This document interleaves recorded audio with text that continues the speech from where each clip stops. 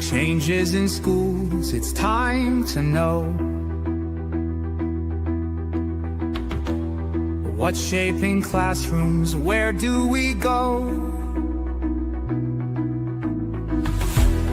Policy shifting, rules on the move. Parents.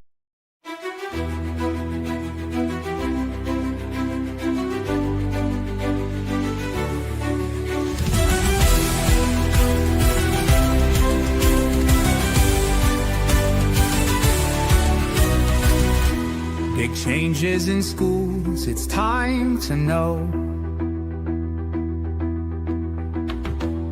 what's shaping classrooms, where do we go? Policy shifting, rules on the move. Parents. Good evening, good evening, good evening. Hey everyone, welcome to another edition of Policy Pulse, the education edition, where we break down what's happening in K-12 education so you stay informed, you stay empowered, and most importantly, you stay ahead of the game. I'm Katina Taylor. I am your host. You'll learn a bit more about me if you're new to the broadcast in just a second, so hold tight. I will introduce myself more formally in a second.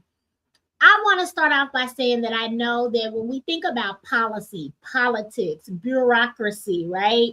We often think of overwhelm, anxiety, stress. It's a lot of noise. There's a lot of headlines. And sometimes it is very difficult. It's hard to actually distinguish, figure out, kind of sift through it all to decide what actually matters for you, your children, your school, school district, etc. But that's why I'm here with you each and every week for Policy Pulse. There's no spin, there's no fluff. It is just clear, fact-based information and insights on what's changing, how it impacts you, how it impacts your children, how it impacts your schools, your school districts, and our collective community. So whether you're a parent, an education professional, a policymaker, or a business owner who understands why education is important to you, stick with me, hang in there. We will break it all down together each and every week as I come to you on Thursdays, 6:30 p.m. Central Standard Time, on LinkedIn, on YouTube, on Facebook. Join me on whatever platform suits you. Drop any comments that you might have, any questions that you may have, ask for clarification, give me pushback, whatever it may be. I want to hear from you. I want to engage with you. So thank those of you that tune in each and every week for Policy Pulse. It is extremely important that we talk policy if in fact we want education to improve and make sure that it serves all children. So again, my name is Katina Taylor. I want to welcome you to this edition of Policy Pulse. And I'm going to throw up my little title slide right there for you so you can see it. Before we get moving, though, before we get going, a couple of things I want to make sure. Hold on one second, y'all. You know, I tell you, I love technology, but sometimes it does not love me back. So hold on just a second. And I think I went through to the end of my slides. I want to make sure that they were everything was where it needed to be, and I did not go back to the beginning, but that's okay. Mistakes happen. Here we are, right? We start right there. So before we dive in actually into the content for tonight, I want to invite those of you that are in the Kansas City metropolitan area to come to the Gift KC Holiday Mart. It will feature small business owners from so many different sectors selling products that you can grab just before Christmas. So for me, I will be there with the Dreams KC decodable books. I encourage you all to come and grab some Don't wait till the last minute. You guys need to have these gifts in your hand. You may say, well, Katina, why do I need to get some decodable books? I'm glad you asked. I'm going to tell you because decodable books give children targeted practice with the phonics patterns that they're learning. They need to practice the. And oftentimes parents are told, read to your children, read to your children, read to your children, when in essence, in actuality, children need to be reading themselves, practicing, decoding, blending, comprehension, fluency, right? We want to make sure that they are building accurate, automatic word reading, and we want to prevent them from using illustrations and pictures to guess, right? That is not what we want. We want them to actually be reading the words on the page. And that particular kind of success, it boosts their confidence, their motivation, and it really helps children see themselves as readers. And it lays a strong, strong foundation for lifelong reading. So that's why I want you to come by this Saturday on 50. The information is right here on the screen. I'm actually going to make it bigger so you guys can see it. And there it is, from 11 a.m. to 4 p.m., 5008 Prospect Avenue. You guys all know where that is. There'll be a pictures with Black Santa as well. So I hope that you all get to come out, bring your children, your grandchildren, your nieces, your nephews, whatever children are in your lives. I want you to come along and pick up some decodable books, see what other small businesses you might be able to support, and enter the holidays not going over budget, but making an impact. All right. So for those of you that may be new to the broadcast, I want to just take a moment to introduce myself to each and every one of you so you know who I am. I think it's really important for you to know who I am, right? Who's talking to you, right? So what I'll say is my work really sits kind of at that intersection of literacy, law, and family empowerment. That's what it is. I've served more than 15 years in K-12 classrooms. I've spent the last decade helping families understand their rights, advocate for their children, navigate systems that weren't designed for their children, their voices. And most importantly, I teach parents how to teach their children to be confident and competent readers. So that's who I am. That is the work I do. Welcome again. I'm so glad that you are with me today for sure. So I always give a disclaimer, you guys. I always let folks know that the views and opinions expressed in this broadcast are those of mine. They're the views and opinions of Katina, right? I'm not giving legal advice. I am giving information and empowerment. I'm giving you language, strategies, and the confidence to be an informed advocate that, in this case, because we're doing this Title I series, that the federal law already says you are. So again, the views and opinions expressed in this broadcast are mine and mine alone, and do not represent the views and or opinions of Dreams KC or any of my partners, funders, or clients. I like to say that just so you know that I, Katina, am speaking to you. I do have the knowledge, I do have the background, but I like to give a disclaimer just to ensure that we are all aligned, okay?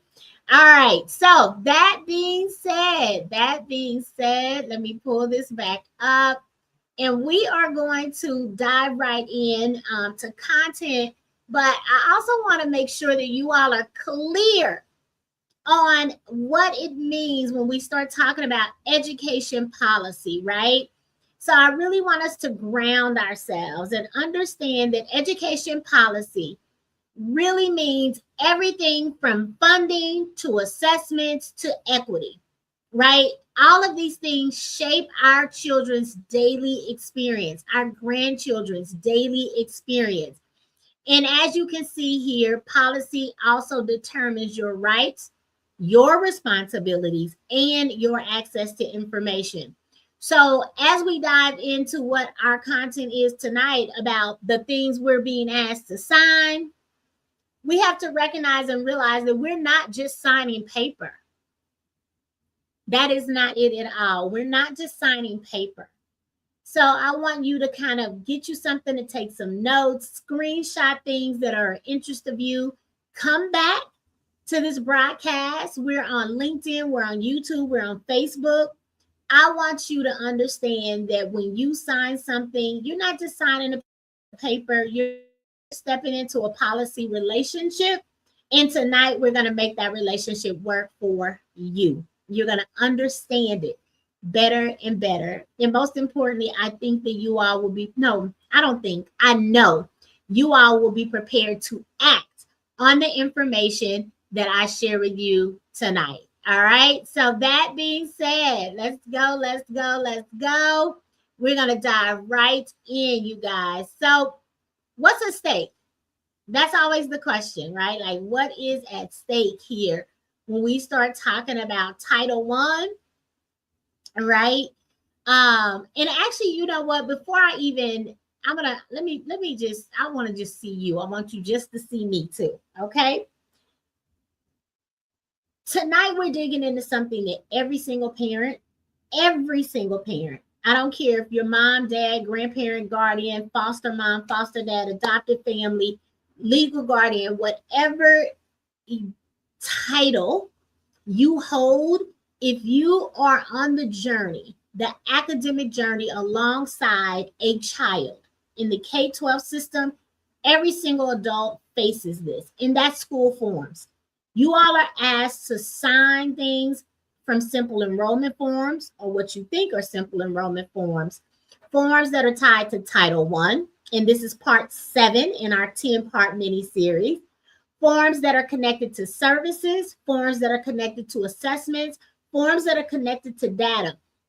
I bet some of you don't even realize that when you sign an enrollment form, oftentimes there's something very, very simple, small print that says, hey, we may not necessarily give you a field trip permission slip. As long as we're traveling within a certain distance and we tell you we're going on a particular day, you don't have to sign it. Now, many of us don't know. Or as a part of enrollment, you may be signing a video or a photo release, meaning that your child's image, their likeness, right? Photos can be taken of them, videos can be taken of them, in the school or school district can use them. Now, not every school or school district will have it in the enrollment form. Some of them will have separate forms, but I need you to understand that when you are saying things, it is extremely important that you understand what is there. And here's the truth that parents never actually hear. You should never feel rushed. You should never feel pressured.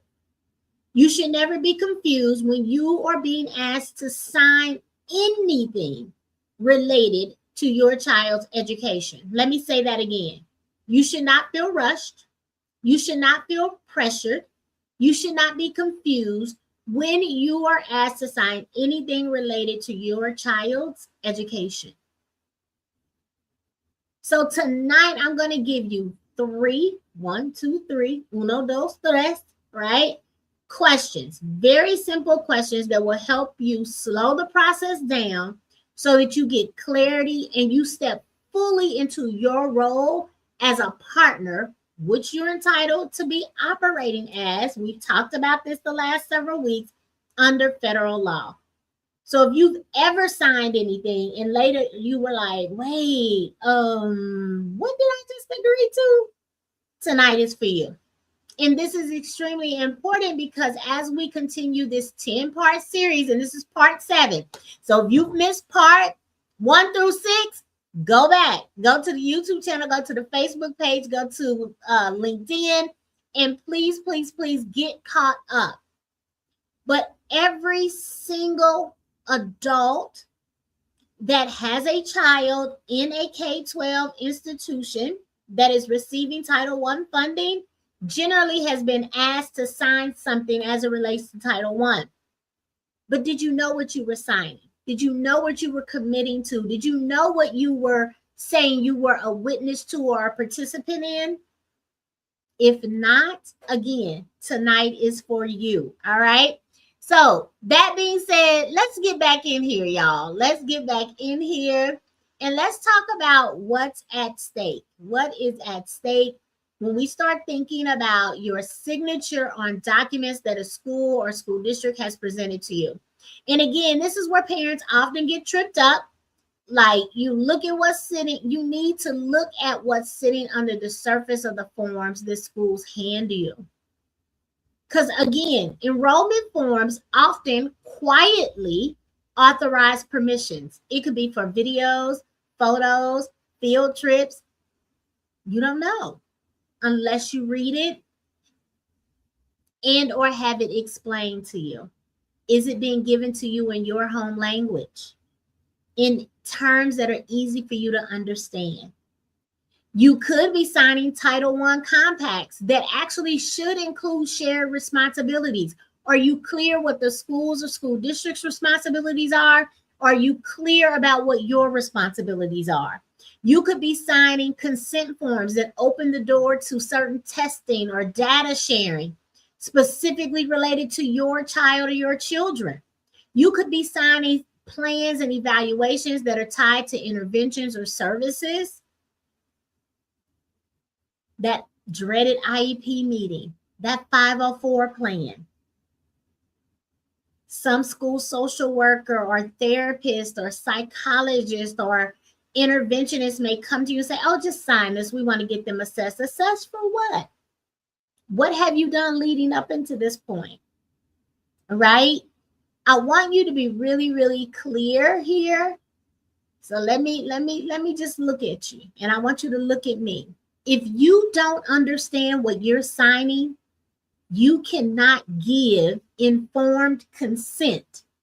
And under Title I, your consent must be informed. Most parents think it's just a school form, no big deal. But those forms often lock in decisions that follow your child for years. And that's why the 3 questions that we're going to cover tonight are extremely, extremely important. Okay. So I need you all to understand and know what's at stake. Okay. What is at stake for your child, your children, and the children in the schools or school districts that you care about, that you want the best for, that you're advocating for, that you're showing up for. Okay. So we need to dig into these 3 questions, right? So I want to review real quick.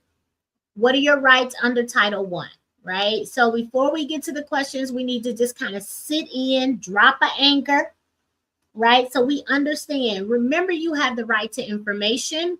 You have the right to participation. And you have the right to clear explanations. I sound like Jesse Jackson tonight. No, I'm not a guy, so I know he has been ill. But you have the right to information. You have the right to participation. You have the right to clear explanations. And you have the right to ask questions without pressure. So tonight's conversation really honors each one of those rights. These questions don't just help you understand forms. They help you stand in your federally protected role as an equal partner. That's what we've been talking about. Go back and look at what we've talked about in our sessions regarding Title I, and this is it. Your rights. Information, participation, clear explanation, and your rights to ask questions without pressure, right? So I want to ensure that you don't just understand a form. That's important, and I want you to do that as well. But I really want you to stand in your role as an equal partner. That's what I want most for you, okay? All right, so let's get into it so I don't keep you very long. I say that every week like a pastor would say at church, right? If you all grew up in church, then you know what I'm talking about. So here's the 3 questions, right? These are the foundation for tonight's session. What does this mean? What are my options? Who can help me? Those are really the simple ways to think about these 3 questions. What does this mean when someone is asking you to sign a form, no matter what that form is? What are my options? What if I don't choose to sign? What does that mean?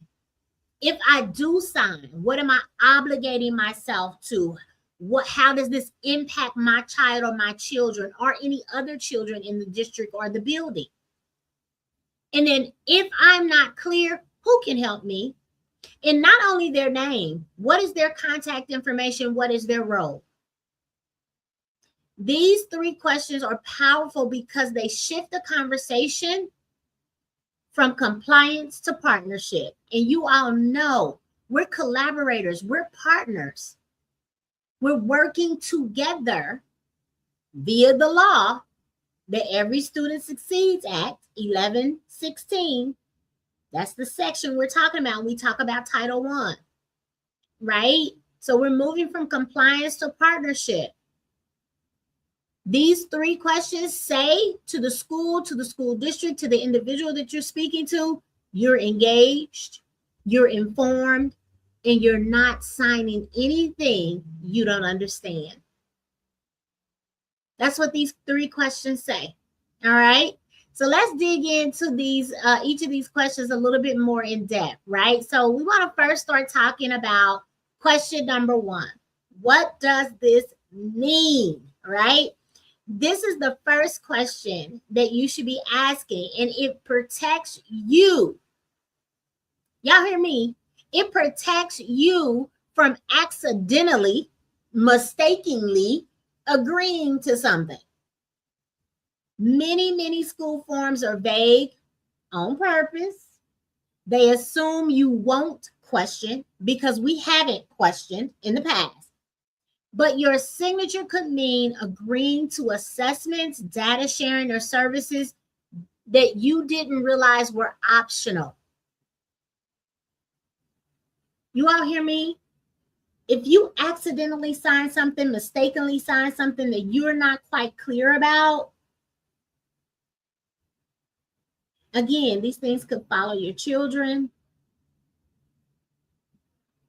And you could be agreeing to some things that were optional, not mandatory.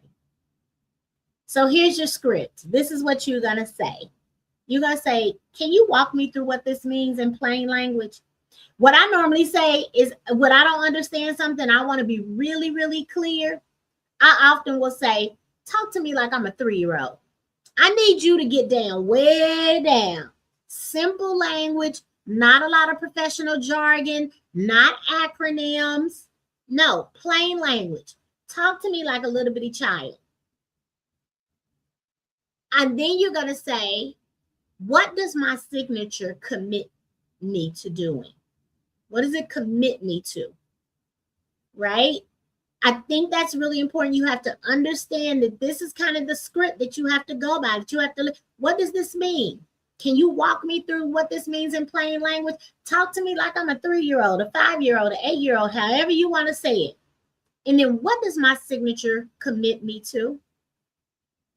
Slow it down, because I guarantee, even if you're the only one in the space at the time that asked the question, someone else in that space is breathing a sigh of relief. They wanted to ask, they just didn't know how to go about it. There's never just one person in a room with a question. Okay, so I want you to really understand that. If the school can't explain it simply, do not sign it. Let me say that again. If the school official, the administrator, the person in terms of Title I, our Title I coordinator, if they can't explain something to you simply, don't sign it. All right? I want you all to be with me, be clear about this. This is extremely important. All right? So let's go ahead and dive into question number 2. What are my options? What are my options, right? This one changes the energy in the room. It really, really does. Parents often feel pressure, whether it's real or imagined, to sign something immediately.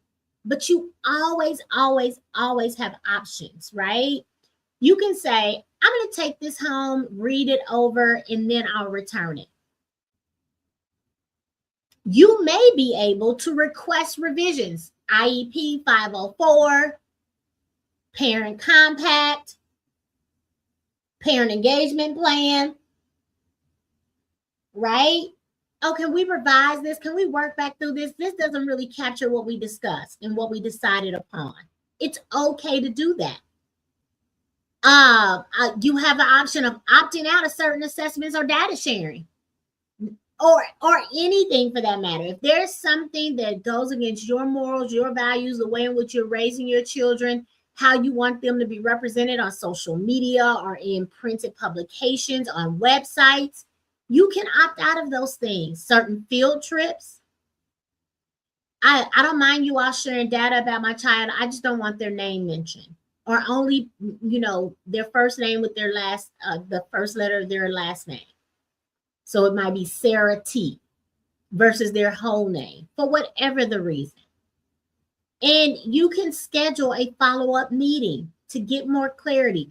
That you all may run out of time. You're in a larger group setting. You say, I really want to discuss this, but maybe this isn't the place right now. Let me go ahead and ask for a follow-up meeting so I can get clear before I offer a signature, or before I make a decision, right, to sign or not. And here's the key. Let me be really, really clear about this, you guys. Okay? Under Title I, remember, we've discussed this every week. Involvement must be meaningful, not rushed.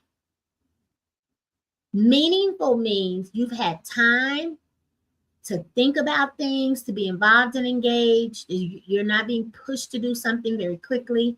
You have clarity on what you're being asked to do, your role in the process, and you have choice. You do. Meaningful means time, clarity, and choice. Under Title I, involvement must be meaningful, not rushed. I need you all to be clear about this, to understand this, okay?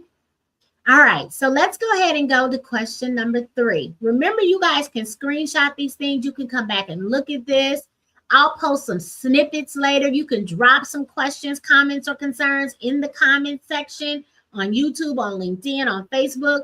I read them. I will answer any questions that you may have. I will address any concerns. If there's something I need to research, I'm going to go do it for you. All right. So here's question 3. Here is question 3. You guys ready to dive in question 3? This is a good one.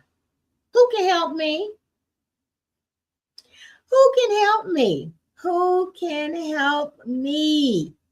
Look at this real clear. Like, right? Who can help? This keeps you from getting a runaround. Whose job is it? I'm sure all of us have had a situation or a circumstance where we've called in to make a complaint, or we've been in person and we want to talk to a supervisor. I have even had a situation, well, not me personally, but someone shared with me, if they asked someone at a bank in customer service who their superior was, and the person said they didn't have one. I said, what? I was just blown away by that. They do have superiors, but if we know ahead of time, if we've already set ourselves up for success, meaning we know who the person is, we have their contact, we know who holds the job, then we're more likely to not get the runaround, okay? So I want to be sure, I want you all to understand this. You want a name, not the office. So you might say, who's the Title I coordinator for the school or school district? Who's the family and community engagement liaison for your school? You want their name, not just their title. In terms of Title I, the person that is responsible for Title I compliance, parent communication, and academic service or academic services. That's who you should be talking to. In this question, again, it tells the schools that you expect accountability, transparency, and you're willing to follow up. Don't just say shoo fly. Let me get no. I'm going to be following up, so I need to know their name. I need to know the title. I need to have their contact information, their phone number, and their email address. And if someone says, oh, go to the website, no, you can give it to me. Because oftentimes our websites have gotten so confused. Things are buried page after page. You got to dig, search all the things. And I will tell you, for some schools and school districts, the higher up you go, the less likely you are to find contact information for the person you need to speak with. I don't know why that is. I don't know why people hide or think their position entitles them in some way for people not to be able to reach out to them, even though we're reaching out to them in their capacity of doing their job. I'm not reaching out for something personal, right? So whoever can get you that information, they need to get it to you in a pretty timely, quickly fashion so that you can move forward. Okay, so I really want you all to understand that. Who can help me? Who can provide clarity, right? So that is really, really extremely important. Get a name, get their position, and get their contact information. Okay, I want you all to be really, really clear about this. Let's move on. All right. So you might say, okay, Katina, now we've asked these questions, then what? Well, you need to have some answers to the questions, right? So this slide, this part of the presentation or the session tonight really just, it tells you practical tools that you can use tomorrow. Like, one of the things I don't want to do is give you hypotheticals or anything like that. No, I need you to have practical things that you can put into practice immediately. So again, you can ask for plain language. You can ask for a summary in writing in your language. You can request the Title I policy and the parent-school compact. We talked about this multiple times, and you can take everything with you. If you need more time, if you need someone to sit next to you and answer questions, or if you need to process this, think on it, make sure you're really clear and understanding. Maybe you have a spouse, a significant other, someone that helps you co-parent. So you want to share it with them before committing you both to something on behalf of your child. You have every right to do that. I want you to be really, really clear. You have every single right to do that. And I also want to point this out to you, okay? Slowing down is not resistance. It's not adversarial. It's not combative. It's responsible parenting. It's responsible partnership. It's responsible collaboration. It is not resistance. And be okay with that. If you need more time, take more time. I say that to parents about children, have for years. I've been in education 25 years, 15 of those in school, in classrooms. 7 of those specifically in first grade. And that's a really important grade to have a conversation. Sometimes with some children, do they need more time before we move them forward? Slowing down is not resistance. It's ensuring that people, you in this case, as parents, as guardians, that you have enough time to really understand, get clarity about what you're being asked to sign or agree to. Okay? So I want you all to be really, really clear about that. And don't feel bad about asking for more time. All right? I don't want you to do that. Not at all. So, you know, I think this is very short tonight, and I'm very excited that actually we haven't gone over yet. We're not quite done, but we're moving pretty quickly. So I want you to remember again the 3 questions, right? These are your non-negotiables. You can ask more questions, but I would like for you at least at the very minimum to ask these 3, right? Somebody hands you something, you need to ask, what is this for? And what does my signature on it mean? What are my options? And who can I follow up with? Those are the questions you need to be asking, especially as it relates to anything that has to do with Title I. Okay? And then your next step is pretty simple. You get the answers, right? And you're going to ask these questions. And the very next form that your school sends to you, I want you to just test it out. Test it out, okay? You get it for, I mean, it's not something simple like, I don't know, a lunch form or something like that, but maybe it's an IEP, maybe it's a 504 plan, maybe you're going to the annual Title I meeting, maybe you're showing up to a school board meeting. The next time somebody gives you something and asks you to sign it could be a sign-in sheet at a meeting. I want you to ask these questions. Slow it down. I know there may be some other parents behind you. They're ready to take their seat and get moving with the meeting and all the things, and that's fine. Patience is the word of the day. You're going to ask, what is this for and what does my signature mean? Sometimes you can just ask, like, who are we sending these sign-in sheets to? What are my options if I choose not to sign?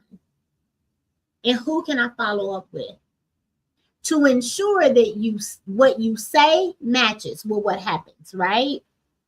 It changes the conversation immediately. I want you all to be really, really clear when we begin to ask direct questions as partners and collaborators in the educational journey of our children, especially under Title I. It shifts a power dynamic. Now it's not a big I and a little you. No, we're partners, we're collaborating, we're walking side by side for not just the betterment of my child, which that may be my main priority, but for all children, okay? So I want you all to be really, really clear about that, all right? All right, let's see. What's the next, you guys? Oh my gosh, that's all the content. That is all the content. And I'll never get done this fast. Hey, yay. I'm so excited. Let me see here. One of the things that I always ask you, I've been asking for the last several weeks, actually for months now, is really simple. I want to invite you. I'm extending the invitation for you to take our book access survey. Your feedback is really important. It drives programs and ensures that children have what matters most at home, books, right?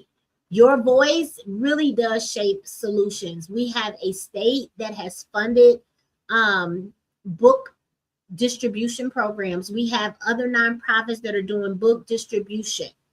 One of the things that I consistently say is if books distribution, if books in the home were the answer to the literacy crisis that we face, it would be getting better and not worse, and certainly not just staying the same.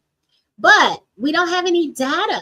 We need data around what books you have in your home, where do you get them, are they at the appropriate level, are they diverse, all of these things so that we can ensure that we are allocating resources effectively and appropriately for all children. And if there is a discrepancy, meaning say families, I don't know, in Johnson County, for example, say, well, we have tons of books, but maybe children in Wyandotte County say, well, we don't. So then we can start talking about the way in which we're going to have an equity conversation, really. The way in which we distribute books. Are we getting them to the children and families that need them most?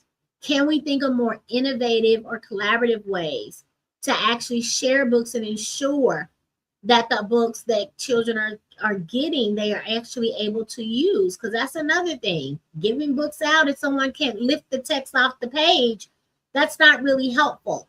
If they're sitting in the house collecting dust, because the adults may have some challenges with literacy, who's benefiting? We got to have real conversations. So I say all that to say, I would love to have 600 answers to this survey, and we are not there yet, not at all. So 600 is a representative sample size for the KC area. So let me tell you what I mean by that. If you're in Wyandotte County, Johnson County, you're in Kansas City proper, Lee Summit, Raytown, Grandview, Belton, Raymore, North Kansas City, Independence, Take the survey. We need your voices, right?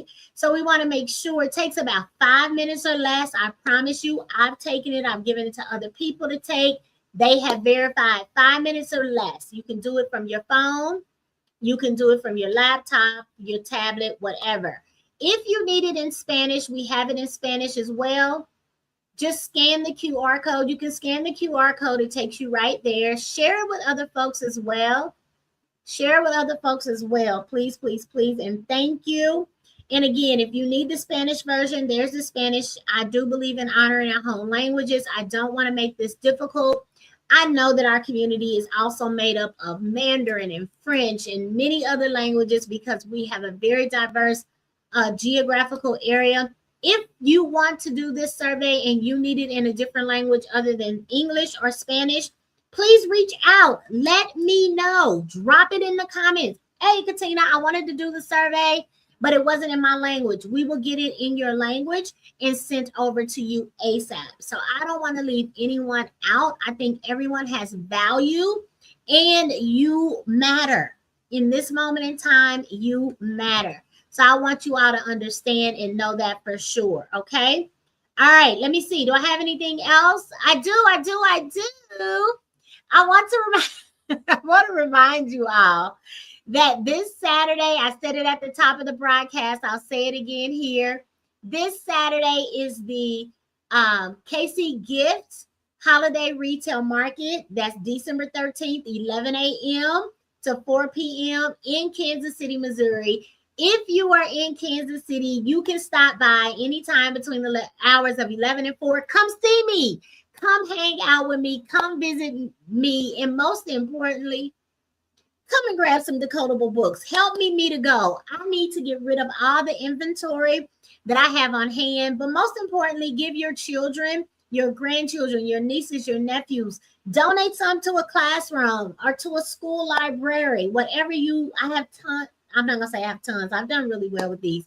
But I have some on hand. I want to rid myself of them. I want to make sure they get into the hands of children that need decodable books. So grab some. We have a new series of decodable books coming out at the top of the year. If you're interested in being a beta reader, let me know. I want to get your feedback before we go to press. So if you have a pre-K to third grader, this is for you. I'm telling you.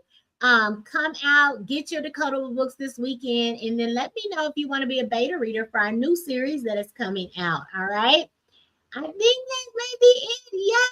Yes, we have gotten to the end of our broadcast today.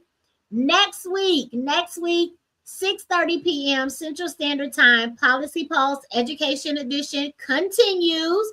It will be part 8 of our 10-part mini-series. What we will be discussing is what happens when schools ignore federal law as it relates to Title I, the real consequences of noncompliance. Y'all hear me say that? Did y'all hear me say that? Let me say it again. You see my face? You see my face? I hope you see my face. What happens when schools ignore federal law? The real consequences of noncompliance. That's the title. That's what we're addressing. That'll be part 8 of our 10-part series. We are coming to the end of this series, but not to the end of the issue. We get to episode 10. Don't think Katina's going to stop talking about Title I, organizing, advocating, working with families. I'm not.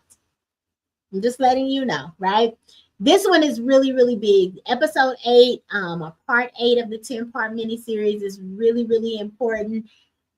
You join me. Bring someone else alongside you that needs to have this information. If you serve on a PTA, a PTO, a SAC, a DAC, any parent group, if you are a Title I compliance person and you're like, let me hear what Katina is sharing with families.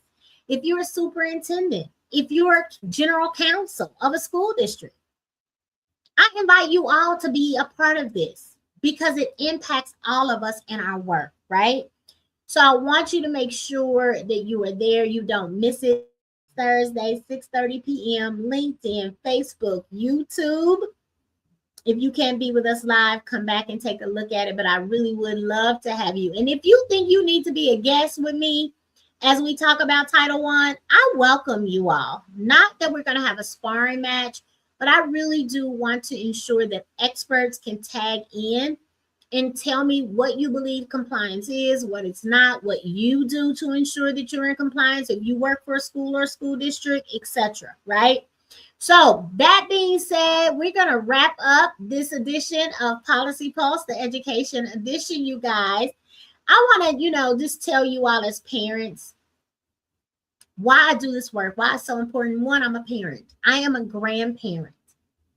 I've been a surrogate parent to many, many children over the years. And one thing I can say is that we are the first and most important teachers and advocates of our children. We're the most important advocates that they will ever have. And when you ask better questions, you get better answers, and that leads to better outcomes. If we're not asking questions, no one thinks we're engaged, that we're interested. But the moment we start asking questions, the moments we start requiring answers and doing follow-up, things shift. Getting this information is the first step. Using the knowledge and doing something with it is the real power. So I encourage you all, share the broadcast, subscribe and follow on LinkedIn, on YouTube, on Facebook, so you are consistently engaged and informed. Again, I thank you all so much for being with me tonight and every week. Those of you that tap in or watch the broadcast afterwards, I really do thank you. I appreciate you. I'll see you all next Thursday, same place, same time. Until then, stay informed, stay engaged, and as always, let's keep pushing for what's best in education. You all have a great night. Bye.